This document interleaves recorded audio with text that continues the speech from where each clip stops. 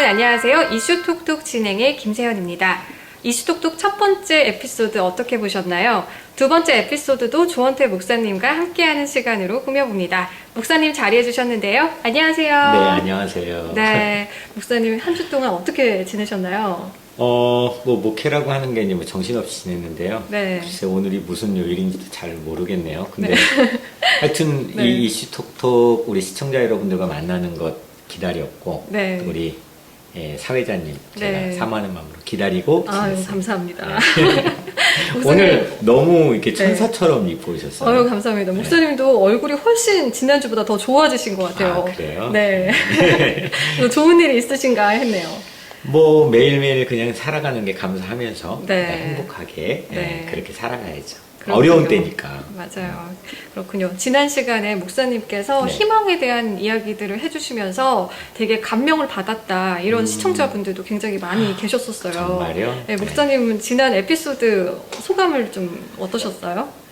우선 첫 번째 시간이었잖아요. 네. 그래서 이 렌즈에 어떻게 시청자들 여러분들과 만나야 되는지 아직 좀 이렇게 준비가 안 됐던 좀 경직된 모습도 없지 않아 있었던 것 같고요. 네. 이 시청자 여러분들하고 같이 우리가 함께 이 시간을 만들어 가면은 앞으로 서로 간에 주고받는 어떤 그 메시지의 소통을 통해서 힘받고 또 서로 격려하고 희망 나누는 그런 시간이 될 수 있을 거라고 생각합니다. 네, 그렇군요. 네, 팬데믹 이제 백신도 점차적으로 다 맞고, 네. 그다음에 팬데믹에서 조금 벗어나면서 뉴욕의 분위기도 예전 분위기의 활기를 조금 되찾아가고 있는 그런 느낌이거든요. 그러니까요. 네. 막 버스로 네. 백신 접종을 하기 위해서 맨하탄에는 젊은 사람들을 맞게 하기 위해서 뭐 술집도 네. 버스가 대기하고 있는 사진도 어머. 봤는데, 어, 그러니까 이제 참 미국이라고 하는 이 나라 자체에 산다는 것 여러 가지 우리가 또 부족한 부분들도 있지만 네. 감사한 게 네.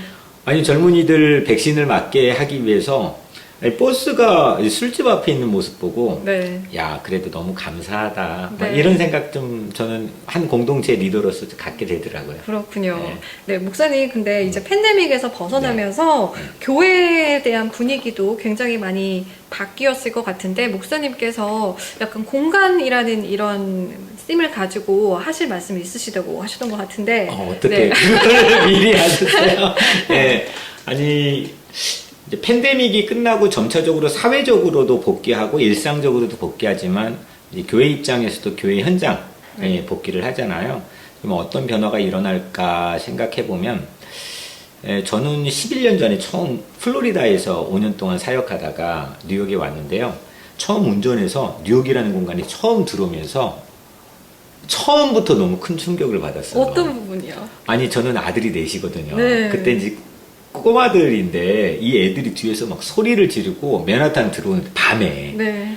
저도 너무 충격을 받았어요. 뭐 이런 세상이 있나. 얼마나 멋있겠어요. 네. 근데 그 다음 날부터 제게 큰 충격으로 다가왔던 게 플로리다에 없던 거. 네. 왜냐면 주차 공간이 부족해요. 티켓 매일 남발돼요. 어, 그리고 걸어가는 것도 왜 이렇게 비좁아요. 네. 사람도 많지만. 네. 근데 플로리다는 널린 게 공간이거든요. 그러니까 굳이 그거를 가지고 전략적으로 공간 가치를 활용할 필요가 없어요. 네. 근데 처음에 와가지고 와 이건 저는 약간 딴 세상이었어요. 처음 경험해본. 네. 저는 그래서 이제 이 공간 가치를 어떻게 활용할까 이게 제 목회 전략에서 중요한 하나의 포인트 중에 하나였던 것 같아요. 기억을 해보면. 네. 그러면서 처음 해본 게 지금 여기 그 건물들이 있잖아요, 뉴욕에. 네. 그러면 보이는 건물이 2층, 뭐 4층, 30층 있는데 여기는 보니까 그 보이는 건물 위로 보이지 않는 존이 설정돼 있더라고요. 그래서 그 가격이 어떤 거는 밑에 보이는 건물보다 훨씬 비싸요. 오.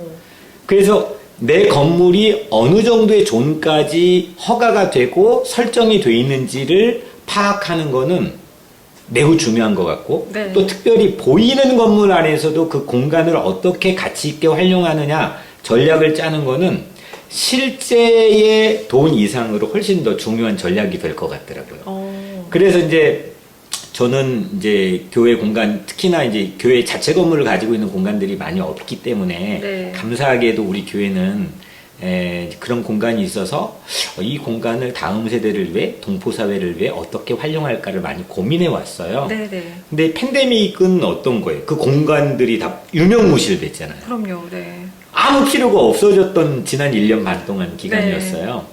그래서 이제 천천히지만은 상당히 많은 부분 교회 현장으로 복귀를 하면서 이 현장을 어떻게 새롭게 이렇게 가치를 리노베이션 할까? 그걸 리더들이 고민해야 된다고 생각하고 네. 우리 성도님들이나 동포사회에서도 모든 분들이 이걸 전혀 새로운 마인드로 고민해야 되지 않을까 이제 그런 생각을 가졌고요. 네. 두 번째는 지난 1년 반의 팬데믹 기간 동안 그 줌 뭐 네. 이런 어떤 그 온라인 방식과 현장 방식을 결부시킨 하이브리드 방식이라는 네. 게 학교 수업도 그렇고 일터도 그렇고 다 이제 전혀 생각지도 않았는데 이제 네. 그렇게 됐잖아요. 네. 리모트 러닝도 나오고 네. 비대면적인 네. 그런 것들. 저는 1호부터 6년 전에요. 네. 우리 교우 중에 한 자매님이 네. 저에게 찾아왔어요. 본인의 아버님이 한국 부산에 계시는데 네. 오늘 내일 너무 위독한데 아버님을 하나님 믿게 하는 게 소원이래요. 오. 근데 그 주변에 가서 예배 드려주고 할 분이 아무도 없대요. 거의 의식도 없는 상태인데. 그래서 방법이 없잖아요. 제가 네. 갈 수도 없고 저보고 가래요. 비행기 대주겠다고. 근데 저는 그럴 만한 상황이 아니어서 그러면 우리가 화상으로 해보자. 네. 6년 전에. 오. 그래가지고 그쪽 화상 켜놓고 병원에 중환자실에 네. 이쪽 화상 켜놓고 임종 예배를 거기 드렸어요. 그러셨군요. 그러니까 지금 그때 당시로서는 지금은 일반적인 게 돼버렸거든요 교회에서. 네. 근데 상상도 못했던 거죠. 근데 그것처럼 무언가의 집중도를 가지고 누군가에 대한 관심을 가지면 제 3의 공간들은 자연스럽게 일상적인 문화로 우리에게 찾아올 수 있을 것 같아요. 그럴 것 같아요. 네. 그래서 팬데믹이 오면 지금 또 익숙해진 문화 말고 그 다음에 제 3의 공간을 우리가 함께 창출해야 될 거라고 생각해요. 그게 이제 어떤 하이브리드 방식에서 업그레이드 된 사람에 대한 사랑과 관심으로부터 나오는 이제 그런 거라고 생각하고요. 네. 마지막 하나는 그동안 우리가 팬데믹 기간 동안 우선은 가정에 묶여있던 공간도 많았잖아요. 네. 싫으나 좋으나 이런 왼수 막 하면서 맨날 같이 있어야 된단 네. 말이에요. 근데 상당히 좋은 공헌도 했던 것 같아요. 네. 한 번도 같이 공유했던 시간과 또 문화적 경험이 없었어요. 가족 간에. 자녀들과 또 뭐 배우자와. 네. 근데 우리는 지난 외부적인 그런 강압적인 바이러스의 공격으로 가정에 묶여있던 시간이 상대적으로 많이 늘어났어요. 자택근무, 뭐 집에서 온라인 예배, 네. 여러 가지로 뭐 집에서 수업하고 네. 우리 4명 애들도 1년 동안 집에 수업하는데 미치겠더라고요. 네. 근데 네. 그게 창의적으로 또 희망적으로 발전적으로 생각해 보면 네. 교회 안에서 이전에는 이거 불가능해 시도 못해 라고 생각했던 다음 세대들과의 통합하는 새로운 교제 문화, 또 예배 문화, 교육도 마찬가지로 함께 할 수 있는 그런 문화들을 오히려 찬스를 잡을 수 있는 유일한 계기 같은 그런 기회가 되지 않을까 그런 생각도 해봤습니다. 그렇군요. 네, 이 팬데믹을 계기로 새로운 저희가 생각지 못한 뭐 이러한 문화 같은 것들이 많이들 생겨날 것 같다는 생각이 진짜 목사님 이야기를 들으면서 네. 저도 들더라고요. 네. 네. 그리고 또 제가 목사님께 개인적으로 궁금한 내용이 있는데요. 아무래도 그렇군요. 목사님께서 지금 가지고 계신 타이틀이 이민자 보호교회 네트워크를 네. 담당하고 계시잖아요. 네. 그래서 아무래도 한국에 있는 그냥 일반 교회와 또 미국에 이렇게 있는 한인 교회는 굉장히 많이 다를 것 같거든요. 문화적으로도 그렇고 네. 또 그리고 1세, 2세 그리고 3세 이런 세대 간의 간극 이런 것들도 굉장히 그 문화적인 차이도 있고 네. 또 목회를 하시면서도 어려움이 있으실 거라고 네. 생각을 해요. 그래서 네. 어떤 그런 내용들이 있는지 좀 알려주실 수 있을까요? 글쎄, 우선은 이제 1세는 특히 이민 사회에서의 1세는 우리는 보통 그런 얘기 저 처음 이민 왔을 때 많이 들었는데 70년대 처음 이민 왔으면 왔던 이민 연도에 자기가 한국 문화에 멈춰 있게 그 되는. 얘기 정말 네, 많이 들었어요. 그쵸. 네. 저도 정말 많이 들었는데 네. 살면 살수록 만든 것 같아요. 한국에 갑자기 방문하게 되면 아니, 너무 좀 우리 스스로가 이방인처럼 낯선 경험들이 있잖아요. 네. 젊은 사람들도 그런 경험을 한다는 거예요. 이제 그런 면에서 우리가 가지고 있는 이민자들의 1세대들의 가장 큰 아킬레스건은 이렇게 변화되어 가는 세상 속의 적응이 네. 오히려 상당히 빠르지가 않아요. 음. 그래서 오히려 권위적일 수도 있고 네. 또 과거의 어떤 질서를 소중하게 여겼던 문화를 여전히 가지고 있을 수도 있고 네. 이제 그런 게 어떤 이민 1세대들이 가지고 있는 하나의 중요한 그 모습이라고 한다면 2세대들은 그러니까 2세나 3세나 네. 우선은 부모들의 영향을 받는 것 같아요. 이를테면 1세 뭐 70년 80년대 왔던 자녀들을 교회 안에서 보면은 그때는 한국 사회 자체가 산업화를 시작했지만은 그래도 뭐 강국이 아니잖아요. 네. 그러니까 주눅 들어 있어요. 한국말을 사용하는 것보다 부모는 야 영어에 그랬단 말이에요. 1.5세를 지금 말씀. 1.5세. 예. 2세도 좀 포함해가지고. 네네네. 그러니까 이 세대들은 어떤 한국에 대한 자긍심이나 또 한국말을 사용하는 것보다 영어를 사용하는 게 훨씬 더 자기 삶에 대한 어떤 그 어드밴티지라고 생각하는 것 같아요. 근데요, 3세는 좀 달라요. 오. 물론 오늘날 이 교회 공동체 안에 3세들은 상당히 교회를 많이 떠나 있기 때문에 이게 한 공동체 안에서 1세, 2세, 3세가 같이 있는 경우는 너무 드물어요. 네. 근데 이제 제가 교회 바깥에 울타리 바깥에 있는 뭐 보통 3세들 또 2.5세들 뭐 이런 자녀들의 삶의 모습을 보면요 좀 달라요. 왜냐면 약간 어깨에 한국인이라는 힘이 들어가 있는 거예요. 그래요? 왜냐면 요즘에 한류 문화, 네. 뭐죠? BTS, 뭐 이런 문화들의 어떤 막강 파워를 한국이라는 백그라운드를 가지고 있단 말이에요. 그렇기 때문에 이게 암암리에 그들이 맨날 들었던 야, 너 한국 사람 이게 티내지 말고 한국 문화보다는 미국 문화, 서구 문화를 몸에 배게 해야 되고 이거보다는 지금은 그들 스스로가 한국 문화를 찾고 자기 주변의 백인 친구들에게서도 뭐 BTS 노래를 한다거나 네. 이제 그런 어떤 그 자긍심 자체가 있기 때문에 네.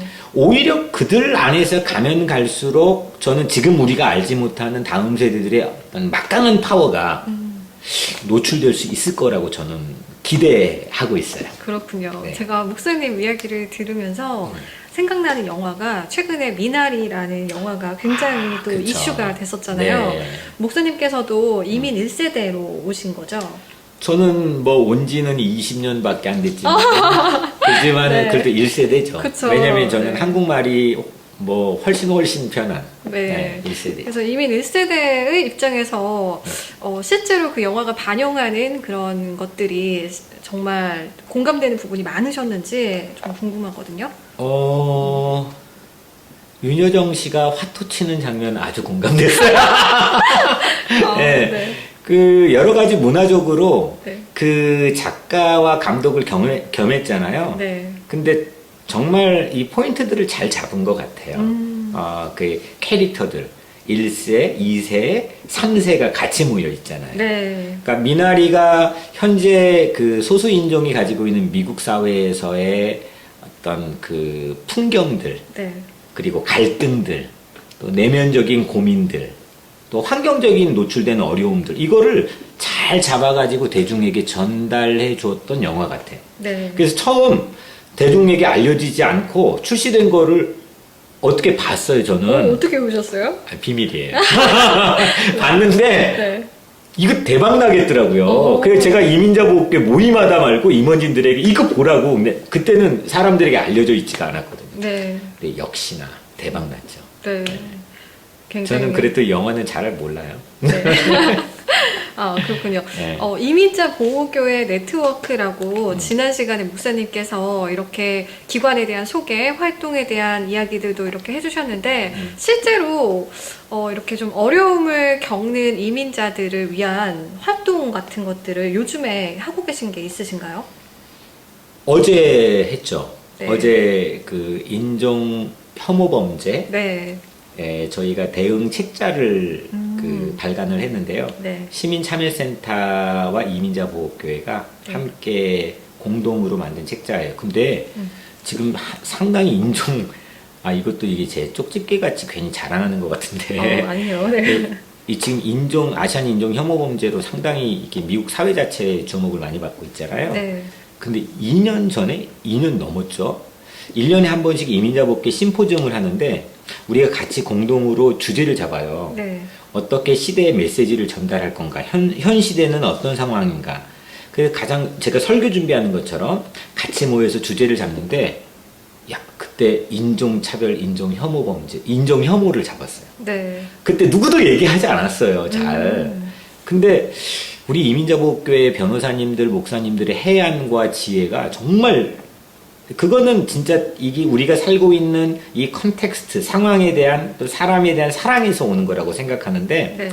여튼 그때 책자를 발간했는데 그거를 증보판으로 이번에 시민참여센터 변호사님들이 주축이 돼가지고 만들었어요. 그래서 어제 그거를 설명회하는 네. 시간을 했는데 정말 많은 목사님들 참여했고요. 네. 또 많은 성도님들, 또 많은 동포분들이 참여해가지고 함께 오히려 위로받았대요. 이게 우선 범죄가 들어가니까 네. 무섭잖아요. 네. 저도 좀 약간 그랬거든요. 근데 오히려 이렇게 우리를 함께 지켜주려고 하는 울타리가 어디엔가 있구나. 내가 어려운 일 당하면 찾아갈 수 있고 번호를 누를 수 있는 누군가가 있구나가 이게 너무 위로받았대요. 그래서 저는 어제 네. 너무 보람이 있었죠. 그러셨군요. 네. 네, 목사님 제가 다음 질문을 좀 네. 드려볼 텐데요. 저희가 아무래도 미국 내 한인 사회다 보니까 세대 간의 간극이 교회 내에서도 있고 또 실제 저희가 목사님께서 가정 예배 뭐 이런 것들을 드리시는지 잘 모르겠는데 가정 내에서도 겪는 어려움들이 있을 것 같아요. 그런데 이런 그 어려움 속에서 저희가 기독교인으로서 어떠한 마음가짐을 가지면 조금 도움이 되고 좋을지 한 말씀 부탁드릴게요. 저희 가정은 기피하려고 하지 마세요. 네, 정말 왜냐면 그 가정에서 만약에 제가 인생을 거꾸로 뭐 기독교적 시각에서는 게 불가능하고 그 말해서는 안 되는 거지만 거꾸로 가게 만들 수 있다면 뭐 그렇다면은 저는 딱 한 부분을 골라보라고 한다면 가정에서 제가 자녀들을 대하는 자세나 네. 그런 거를 하고 싶을 정도로 너무 실수가 많고 너무 부족하고 그런 고민들이 참 많은 것 같아요. 물론 모든 엄마 아빠들이 자녀 키우면서 다 갖고 있는 건데 저는 이제 우선은 제 삶에 대한 모든 것들을 뭐 교회 바깥에 있는 동포들에게 그리고 교회 안에 있는 성도들에게 그냥 전체 삶을 헌신해야 되는 사람이잖아요. 그러다 보니까 역차별 뭐 이런 것도 괜히 있는 것 같고 그래서 그런 게 이제 좀 미안하고 뭐 기독교적 용어로 회개도 되고 그래요. 근데 저는 이거는 확실하게 말할 수 있어요. 세대 간의 갈등을 치유할 수 있는 가장 큰 방법은요. 네. 죄송하지만 예수 그리스도에게 있어요. 왜냐하면 예수님은 세대 통합의 교과서예요. 왜냐하면 지난 2000년 동안 수많은 제너레이션이 거쳐왔잖아요. 네. 다 통하게 만들잖아요. 근데 그 방법이 뭐냐면 그 메소도로지 방법론은요. 그냥 자기를 다 버리고 내려오는 거예요. 그게 물론 말처럼 어렵죠. 쉽지 않죠. 네. 근데 예수님이 그걸 보여줬어요. 그리고 따르라고 그랬어요. 저는 그거 이외에는 마땅한 방법이 특별히 없다고 생각해요. 이거는 자녀들의 입장이 2세도 그렇고요. 1세도 그렇고 예수 그리스도가 십자가 위에서 뭐 자기 수치나 모욕이나 이거 다 감내하고 그냥 매달려 죽으셨다고 우리는 이제 보통 교회 안에서는 믿고 있거든요. 네. 근데 그거 안에 모든 유니티와 통합이 다 들어가 있거든요. 특히 세대 통합은 더 저는 막강한 힘이 그 안에 있다고 생각해요. 내가 권위를 주장하고 내 말을 꼭 설득해야 되고 나를 항변하고 변명해야 되고 그게 필요가 없거든요. 근데 저는 그걸 보면서 와 예수님 너무 대단하다. 그러면서 정말 나도 그렇게 따라가고 싶고 또 나를 만나는 사람들에게도 그런 모습을 보여주고 싶은 그런 바람들이 있죠. 네. 이제 그래서 몇 가지 좀 생각해 보면요. 먼저 첫 번째는 저는 기도해 주라고 하고 싶어요. 서로를 위해서.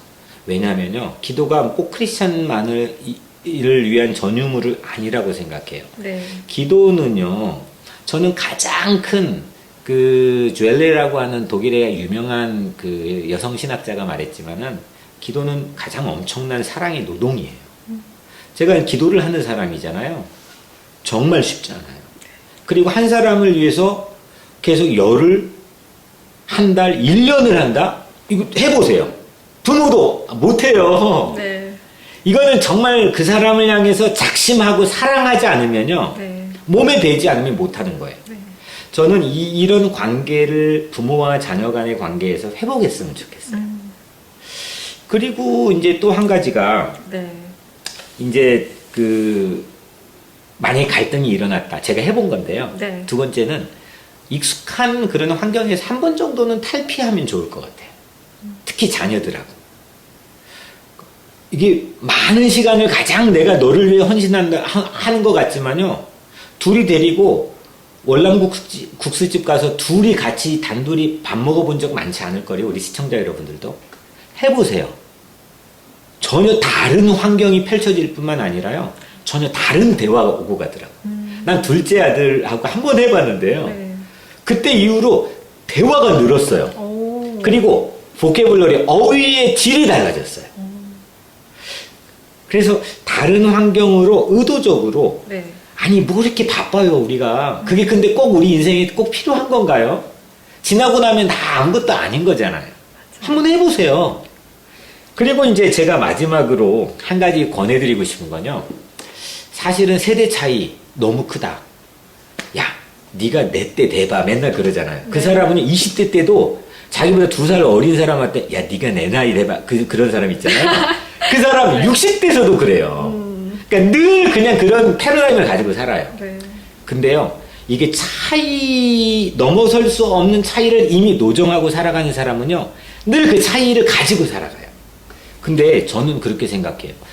구한말 조선시대 때 예수 그리스도의 복음이 처음 한국 땅에 들어오니까 어떤 변화가 처음 생겨났냐면요. 밥상에 네. 쌍놈하고 양반이 당시에 겸상을 할 수 있나요? 못했죠. 남자와 여자가 겸상할 수 있나요? 못했죠. 저 자녀하고 아빠 엄마가 못하죠. 네. 근데 이 정약전 뭐 이런 가문이 있잖아요. 네. 처음 복음을 받아들인 다음에 목숨 걸고 뭐 했냐면요. 겸상을 했어요. 쌍놈하고 양반.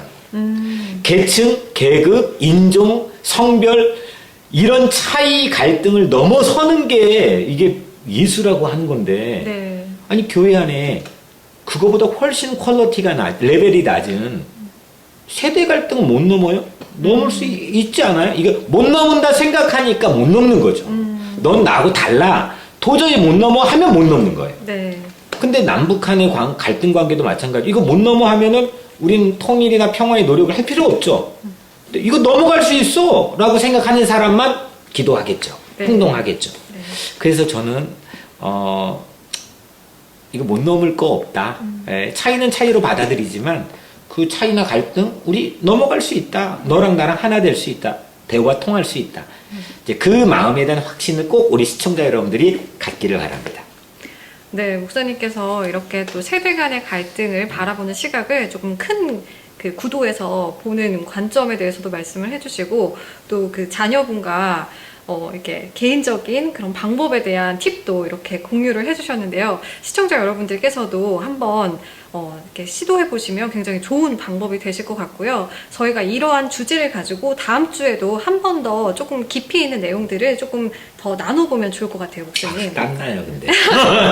쉽지 않아요. 네. 네, 저희도 많이 고민을 해볼 텐데요. 시청자 여러분들께서도 좋은 의견이나 가지고 계신 의견들 있으시면 댓글로 공유해 주시면 저희와 함께 이렇게 만들어가는 방송으로 이렇게 나아가면 좋을 것 같습니다. 꼭 소통했으면 좋겠어요. 네. 뭐 어떤 메시지든지 여러분들이 주시는 메시지로 우리는 같이 고민하고 여러분들과 대화하기를 원합니다. 네, 이슈 톡톡 두 번째 시간 저희가 이제 마칠 시간이 다가왔는데요. 시청자 여러분들께 마지막으로 뭐 하실 말씀 있으실까요, 목사님? 날씨가 더워지고 있습니다. 위축되지 마시고요. 건강하시고 또 말씀드렸던 것처럼 마음의 희망 빵빵하게 채우고 씩씩하게 그렇게 한 주간 보내시길 바랍니다.